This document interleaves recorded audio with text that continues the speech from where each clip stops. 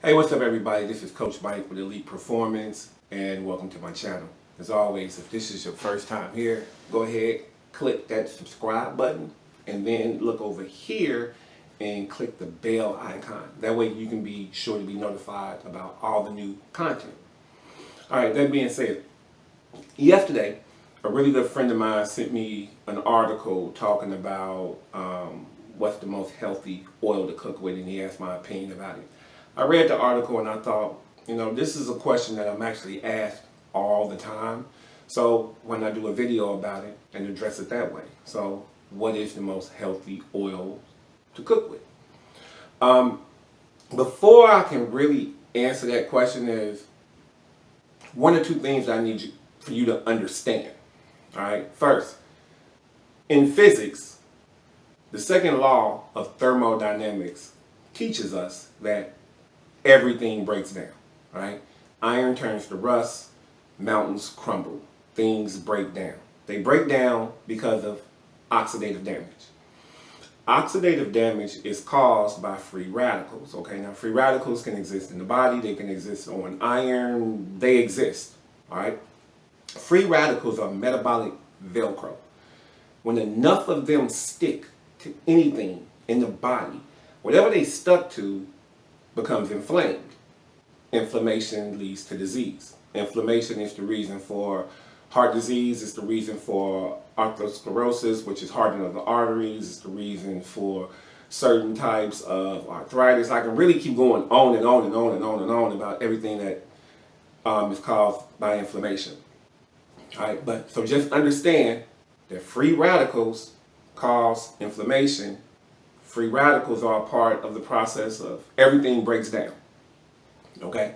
Now, armed with that knowledge, understand that in the big picture, oils actually break down pretty fast. All oils. Now, they don't all break down at the same rate. Coconut oil is going to break down at a slower rate than most other oils, but they all break down, right? So if we're talking about the day that the oil was extracted from the plant until the day that it reaches your kitchen, we're talking about 4 or 5, maybe 6 months. That oil is now old, and the process of breaking down has already began. Depending on which oils you have, like I said, whether it's peanut oil or vegetable oil or coconut oil or olive oil or whatever the case may be, determines where you are in the process of it breaking down and how much free radicals are present, but it's already started breaking down. All right. So one problem with oils is actually buying them. All right. When you buy an oil, you can't put a date on it. You don't know how old it is, and that's a major problem with oils because of this breakdown and the oxidative damage that anything causes when it starts to break down, but we're talking about oils. So that's the problem. Oils get old, they go bad. All right, like anything else, they get old, they go bad. So the way to avoid that and get over that is actually to make it yourself. Now, there's a machine. I'm not going to say the brand. I'm not going to say the store. But there's a machine that you can buy. It doesn't cost a lot, a couple $100. And you can use this machine to make peanut oil. All right? Making coconut oil isn't difficult. This is YouTube. There are tons of videos about how to do it. It is tedious. The better you get at opening up coconuts, the better you'll be able to do it. As a matter of fact, the thumbnail to this video, that oil that you see in that picture, that's actually coconut oil. I made that just because I knew I was making this video. The size is a little deceptive. The jar isn't that small. There's actually a nice amount of oil in that. It's enough for me to cook with. It took me about a day. I used 1 coconut. Olive oil, again, not difficult to make. You can do it yourself. You need a lot of olives, but you can definitely do these things at home. So when it comes to oils, the problem is age. But let's rewind for a second. Let's go back and let me help you understand where this started. Let's go back to when the world started to believe that olive oil in particular was good. All right, now I don't remember the name the exact name of the doctor that did the research on the Mediterranean diet that came up with the concept that olive oil is good for you. I don't remember his name, but it's 2018. You got the internet. You can find it. You can verify everything that I'm about to tell you. But his research was bad. There's no other way to say it. The data pool that he pulled from was bad. Just everything about his research was horrible. And let me tell you why. First of all, he went to the Mediterranean to do research and study about how these people ate and what their diet consisted of. But he went during Lent. He went during the time of the year when they're not eating meat, they're not eating cheese, they're not eating milk, they're not eating any of these things, yet you want to study what they eat to make a recommendation to the world about what everybody should eat, but you go during a time when they're not eating what they normally eat. Then, on top of that, he went right after World War II. The country was decimated. There's no telling what they were eating. They were probably just trying to survive at that point. Their diets were completely different during the time that this doctor chose to go and do research on their diets, which doesn't really make a whole lot of sense. All right. The last thing that was wrong with his research is that there's an island in the Mediterranean called Sardinia. All right. Now, at this time, in the 40s, after World War II, there in the middle of this island was a group of indigenous people.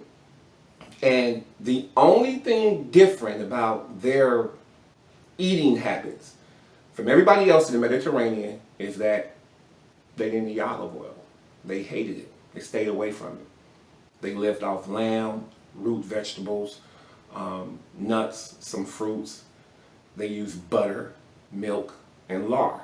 And on average, these people lived 5 years longer than everyone else in the Mediterranean. Yet they were excluded from the research. The doctor went at a bad time of the year. He went at a bad time. The country was destroyed due to war. And he excluded an entire population of people that didn't fit the agenda that he went there for. The entire research about olive oil is the worst research I've ever read before in my life. And you can read it. Now, like I said, it's not hard to find. You can read it yourself. I'm not giving you an opinion. I'm giving you history. Like, this is what happened. This is when he did it. This is how he did it. It doesn't take any type of scientist or any type of brainiac to see that his research was really, really bad. Okay? But let's rewind. Let's go back a little bit further. Let's go back to the 1930s. All right? In the 1930s, the American Heart Association was a new organization. They were struggling for money. All right? Procter and Gamble. Procter and Gamble, if you don't know who they are, they make a lot of your food today. All right? And they made a lot of food in the 1930s. Well, Procter and Gamble gave as a gift to the American Heart Association $1.7 million. In return for this gift, it was the American Heart Association's job to tell the American people that butter and lard were bad for them and that Crisco was healthy. Procter & Gamble makes Crisco. They still sell Crisco today. Crisco was originally invented as a car lubricant. Right? The automobile industry had no use for it. They didn't want it. So Procter & Gamble took what they made for cars and sold it to the American people as something to cook with. And they used the American Heart Association to sell this lie to the American people. All right? I've given you nothing but history. This, with the exception of the second law of thermodynamics and physics and all that, this is nothing but history. You can look at this for yourself. So when it comes to oils, I just gave you all of the data that you need to make an educated decision of if you should be eating oils, and if you do, whether you should be making them yourself or buying them at home. I also gave you something that talks about cooking in animal fats. I know I will get a lot of feedback from vegans and vegetarians on this, but here's my response. The very first video I did for this channel, I told you I'm all about the science. I don't care about opinions. Don't take mine. I don't want yours. So, I just gave you data. I gave you science. This is what happened. This is facts. If anybody wants to discredit what I said, then you got to come back to me with facts, not opinions. I don't want to hear what you read on the internet. I don't want to hear what your uncle who's a doctor said. If you're talking to a medical doctor about nutrition, you've already missed the boat. You're in the wrong room to begin with, even if you're over there talking to a medical doctor. Most people don't know this, but medical doctors are not required to take any nutritional classes in order to be a doctor. Talking to a medical doctor about anything nutritional is like talking to the high school swimming coach about a plumbing problem that you have at your house. Right? It's not the right person to be talking to. So my point is, I gave facts, I gave science, I gave history. I didn't give my opinion. If there's an argument or a dispute, I'm welcome for it. Give it to me. Dispute with me. Tell me if you think that I'm wrong, but bring me science. Don't bring me opinions. I won't respond to them. Don't bring me what you heard. I won't respond to that. Bring me data. Bring me research. Don't bring me Wikipedia. I won't respond to that. The reason that I'm telling you this is because I defy anybody to bring me scientific data that disputes what I'm saying. All right? The whole purpose of this channel is for me to give you the truth and give you data. All right? So I'm never going to give you my opinion. And with that being said, you're never going to be able to come back with science. Not science. You can come back with an opinion. You can come back with somebody's video who's giving an opinion. But until somebody can show me the data, show me the research, then nothing that I'm saying can be disputed. Because I can produce the data. I can show the research. It's out there. I've read it. I've read the meta-analysis. I've read the peer reviews. Like, I've read this stuff, and so I'm giving you the information. So, all in all, what I'm saying to you is that oils aren't bad if you make them yourself. If you're buying them from a grocery store, they're horrible and they're killing you. Don't use them. If you're against using animal fat, it doesn't have to be lard. It can be tallow, which is beef fat. It can be duck fat. There's a lot of different animal fats you can cook with. If you're against that, I'm going to make another video and I'm going to tell you why these things are healthy and how they really do affect the body and why you really do need them. The problem is that you've been pumped full of bad information. You've been taught to eat a certain way. I'm in the United States of America, all right? And everybody in the United States of America is going to be able to understand what I'm saying. This is the richest country on earth. We spend upwards $70 billion a year on supplements, yet we're one of the sickest countries on earth. Why? If we have the money, we have the resources, we have the spending power, yet we're one of the sickest, has to be because we're getting bad information. It has to be because we're being pointed in the wrong direction. We're being told to eat things like grains, which you shouldn't be eating. We're being told to eat things like olive oil, which unless you're making it, you shouldn't be eating. So we're getting all of this bad information, and that's what I want to clear up. I don't want you to have bad information. I want you to have the right information. I want you to be able to make informed decisions. Okay?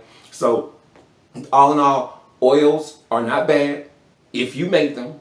If you don't, they're poison. And what we really should be eating with is animal fats. Here's an experiment. Conduct this. Wait for a nice day outside. Get some margarine, get some butter. Take them outside, put them on the sidewalk. Put them 10 feet away from each other. Sit on your porch, sip some sweet tea or lemonade or whatever it is you want to drink, some water, and watch which one of those the ants eat. All right? If the animals won't eat it, And that's telling you that probably we shouldn't be eating. Not even a probably, we shouldn't. If the animals know to choose the butter over the margarine, how come we don't know to do that? But like I said, I'm going to make another video talking about animal fats and all of those things. I just wanted to address the issue of the oils because, like I said, a good friend of mine sent me an article, and I thought, hey, I hear this question all the time. Let me go ahead and make a video about it. So there's the answer. Oils are wonderful if you make them. They are poison if you don't. As always, I'm Coach Mike with Elite Performance, and we want to see you happy and healthy.